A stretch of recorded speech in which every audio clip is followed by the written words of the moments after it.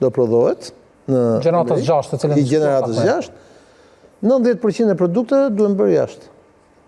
Në Kinë, në Japoni, në Kore, në Evropë, në Indi e tjerë, sepse atje bëhen mikroprocesorët, atje bëhet nanoteknologji, atje bëhet pra Amerikanët i kanë eksportuar gjithë industrinë.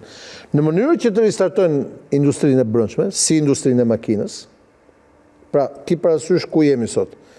Pra, nëse vlen që Tesla duhet të ristartojë prodhimin brenda, dhe Tesla do të thotë Elon Musk do të thotë njeriu më i pasur i botës që është Amerikan, ai e ka 90% të prodhimit produktit e ka jashtë. Pra, nëse duhet të ristartojë makina elektrike amerikane, ajo duhet të ristartojë në Amerikë.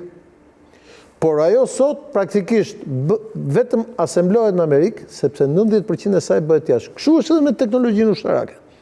Pra, si mundet Amerika të vazhdojë të flasë për raketat e gjeneratës 6,